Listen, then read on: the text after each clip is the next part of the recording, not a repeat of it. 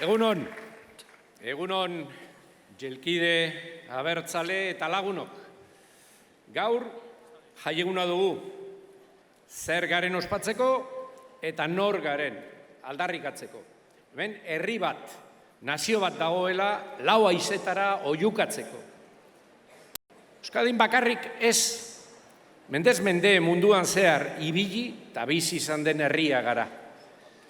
Gaur, inoiz baino gehiago, gure lurra zaraindi, ikasi, lan egin, edo bizi proiektua egiten dugu. Eta bertan geratzen gara. Mundialak gara. Eta beraz, New Yorken, zein Oslon, Madrilen, naiz Beijingen, edo Gasteizen, edo Baionan bazaude, ospatu izu eta deadar egizu sendo zen, Euskaldunok bizirik gaudela, etorkizuna dugula, arrotasunez gure nortasunari eusteko gerturik entzun beza munduak.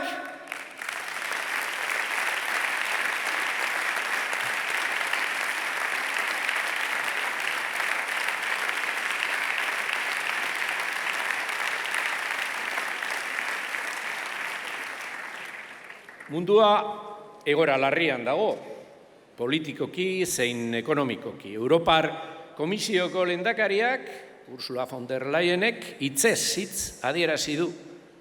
Ezagutu dudan mendebaldea desagertu da.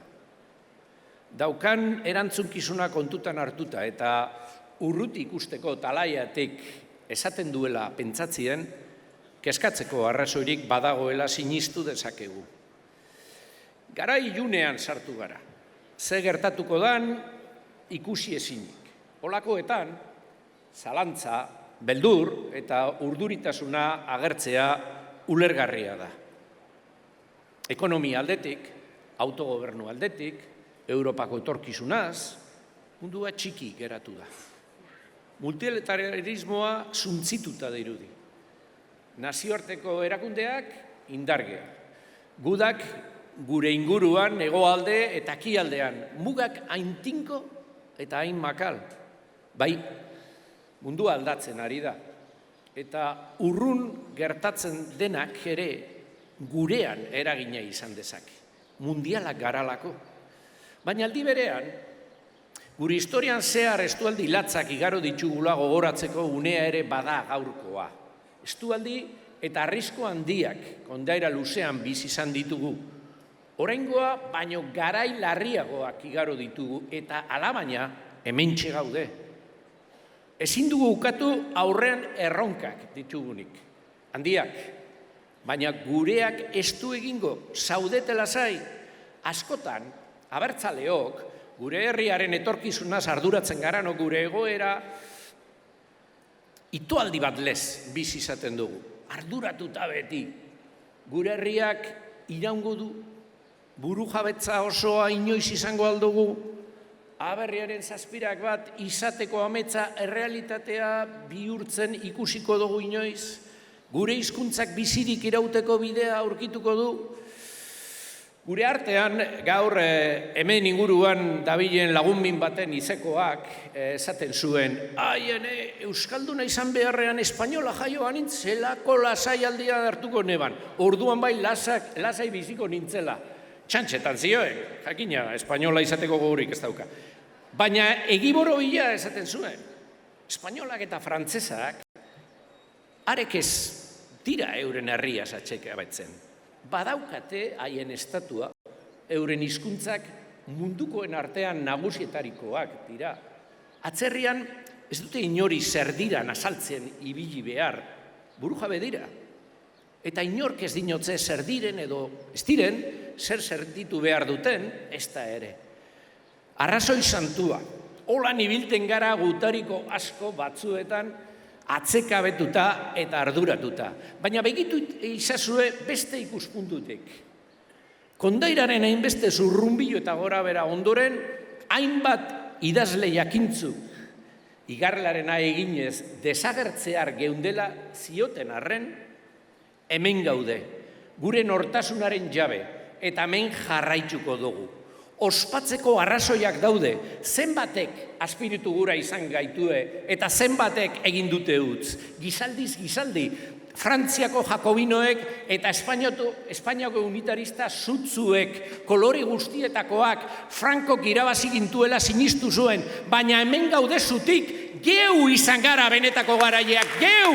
Eta hemen jarraitzen dugu, tinko!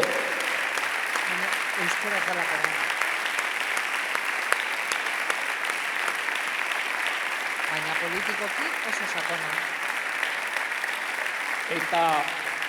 Eta onaino ekarri gaituztenak asko dira. Aurreko kate begiko gizon emakume ugari ditu. Gehienetan gizonezkoak bakarrik aipatzen ditu. Nik neuk, Atanoko pilotalekuko neuri hitzaldian horrelan egin neban. Eta ez da bidezkoa. Emakumeen izen handiak ere badaudeta. Gogoan eta ahotan izan behar ditugun izenak. Zerrenda zabala da. Baina gaur euretariko 3 gogoratu nahi ditut. 3 berdintasun, abertzaletasun eta euskal zalentasunaren eredu esanguratsuak. Hasteko Teresa Azkue, alderdikide sutsua, eta sarritan ekitaldi politikoetan islaria. Emakume jelkideak alderdi barruan gizonezkoekin parean eskubide osoz onartuak izan zitezen nabarmendu zen. Aberrero Batzarreko kide izatera heldu zen. Gauzak asko aldatu dira, baina oraindik ere badagoela bidea egiteke esango zigula uste dut. Julene Urzelai, emakumeen botoaren aldeko aitzindari askoitiarra, sufragista lan asko egin zuen, Jose Antonio Egirre, Manuel Irujorekin, behin baino gehiagotan, mitinkidea Gernikako bombardaketan bertan egon zan, eta frankistek heriotz zigorra jarri zioten. Eta arbestera alde eginez, Venezuelatik Radio Euskadiren kasetaria, esataria izan zan. Sasoi ilunetan atzerritik eltzain zitzaigun askatasun ahotsa bera izan zen. Eta 3. Sorne Unzueta, Utarsuz, izango iztiz, euskararekiko konpromiso eta txikimendu sendoaren ordezkari. Irakaslea, auzo eskoletan lanean hazitzen, euskara erabiliz. Olerkia eta idazlea, gure hizkuntzan literatura egiten oso emakume gutxi ausartzen zirenean. Bera bezalako idazleak erreferentzia dira, urte askotan ahasturik egon arren. Haiek ere ekarri gintuzten onaino, haiek ere hainbat aberri egun ospatu zituzten etxean eta atzerrian. Mundialak izan ziren, euren gurari eta grinetan, eta haien aleginak ere gure arima bizirauten lagundu gaitu. 1000 esker gure emakume aitzindariei, eta gaurkoei ere asko zor dieguta. Asko zor dizuegu.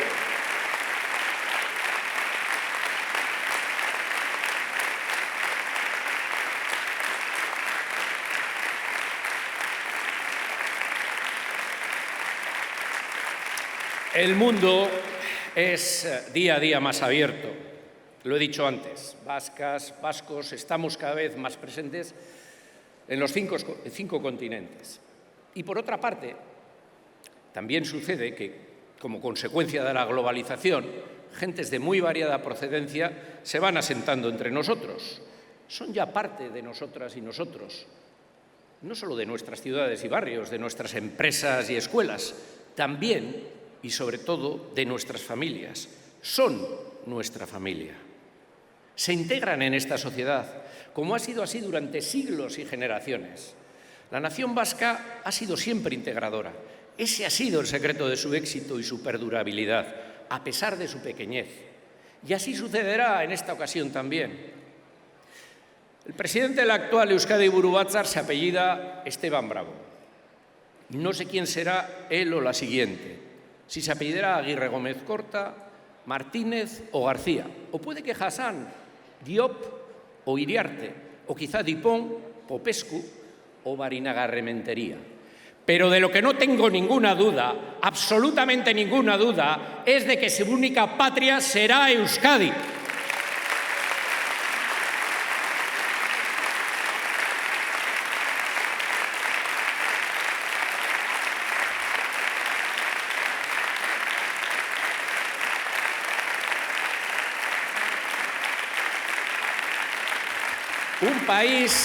Un país se hace poco a poco.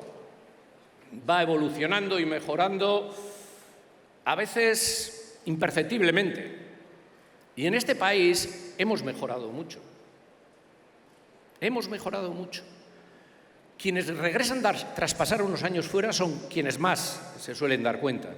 Yo no voy a transportarme 10 años atrás, pero vamos a hacer un repaso al último año, los últimos 12 meses, al último año nada más. Durante largo tiempo, los sindicatos vascos reclamaron como símbolo del marco laboral vasco la prevalencia de los convenios vascos sobre los estatales. No recuerdo ninguna reunión en la que no se invocase. Bueno, pues ya es una realidad. ¿Y quién lo ha logrado? El PNV. ¿Quién ha conseguido la transferencia de ferrocarriles? El PNV. ¿Quién la competencia de homologación de títulos y la llamada fase 2 o de acogida de migración? El PNV. ¿Y la competencia de costas? Algo a lo que siempre se opuso el Estado. ¿Adivináis? El PNV. ¿Sabéis quién ha conseguido la sustitución de la Guardia Civil por la Ertzaintza en puertos y aeropuertos? Adivinadlo, os quiero escuchar. ¿Quién lo ha conseguido? Y por mucho que os cuenten cuentos y se vistan con plumas ajenas, ¿quién consiguió la transferencia de tráfico a Navarra? Efectivamente. ¿Y quién consiguió cambiar la ley para agilizar los procesos judiciales en los casos de delitos de ocupación? El PNV. ¿Quién consiguió que en la Ley de Eficiencia del Servicio Público de Justicia nuestro idioma se establezca como requisito en el cúmulo de vacantes de la Administración de Justicia en la Comunidad Autónoma Vasca? ¿Quién? El PNV. ¿Quién ha conseguido que las leyes se publiquen en el BOE en lengua vasca con plena validez jurídica para que pueda utilizarse ante los tribunales?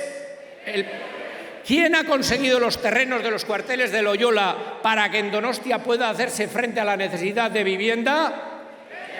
¿Quién consiguió llegar a un acuerdo para cambiar la ley a fin de que pudiera salvarse el sistema de previsión social de las cooperativas de Mondragón? De Lagunaro, el PNV. ¿Quién ha conseguido que la Selección Nacional Vasca de Pelota compita en torneos oficiales internacionales?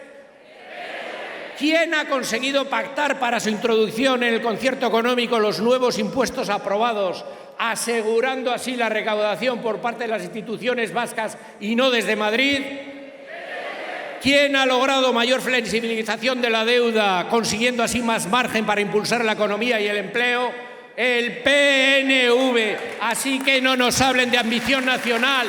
Este partido viene demostrando su ambición nacional día a día, año a año, desde hace más de 40, desde hace 130, caminando hacia adelante y sin poner palos en las ruedas. Facta, non verba.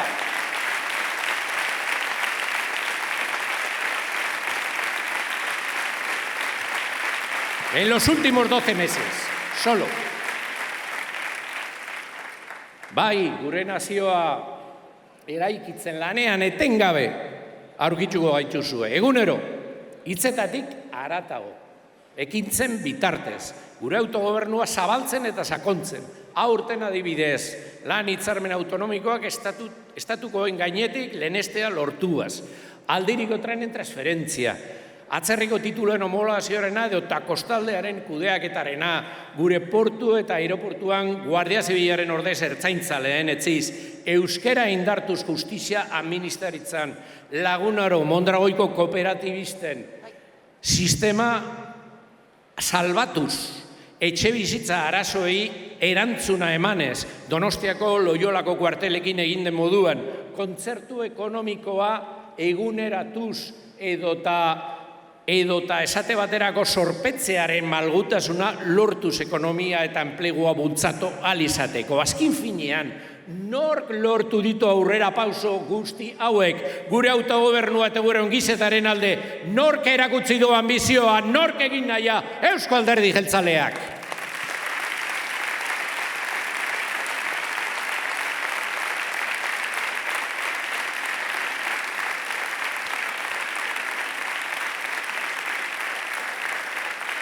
Gure aberria ez da lurra, izena eta ikurrina bakarrik. Aberri bat hori baino gehiago da.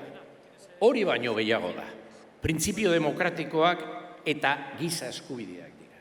Danontzat, herria ulertzeko era da aberria. Gurea ezin daiteke izan gehiengoarekin bat ez datorrena bildurtzen duen herria. Ideologia inposatzen dan lekuan giro italtzailea sortuz. Ez dugu derrigorrezko aberria nahi, nazio zabala baino, ez dugu zuribeltzezko herria nahi. Gure aberri modernoa, europearra, demokratikoa da, hauteskunde askeak, herritarren parte hartzeaz. Arlo publikoan ez pribatuen ere lana sortzen duen aberria, arlo pribatua ere babestu eta laguntzen dauen aberria. Langabeziaren aurka aritzen dan gizartea sektore guztietatik.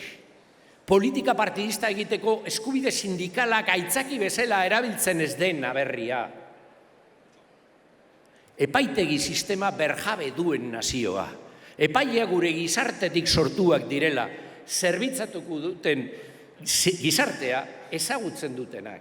Euskal ertzaintza babesten duen aberria, ertzaintzak bere gizartea babesten duen moduan.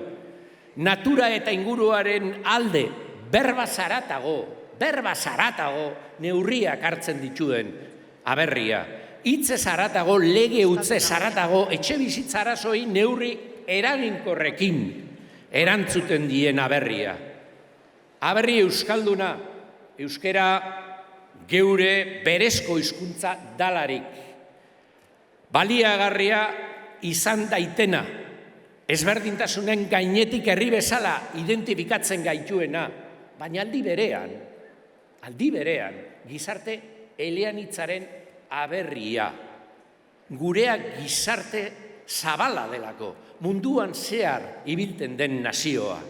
Sustraiei eusten dakien gizartea, baina aldi berean garatzen dena. Etorkizunaren beldur ezten gizartea, kanpotik ezarritako mugak gainditzen dituen nazioa. Gizarte elkarkoia, haulei laguntzeko prest, baina albide horiek behar ez dituztenen gehiagikaria onartzen ez duena. Emakume eta gizonak berdintasun eta errespetuan bizigaren gizartea, inor alboratzen ez duen gizartea. Munduaren aurrean giza eskubideen zapalketa eta jazarraldien aurka ahotsa sendo altzatzen duen aberria. Gobernuak zein kolore duten begiratu gabe, Venezuela, Israel, Errusia, Hungaria edo Kuba dalarik. Horixe da Euskadi guretzat. 7 erraldi baina balore eta printzipioetan errotuta. Hori gabe, aberria ez da ezer.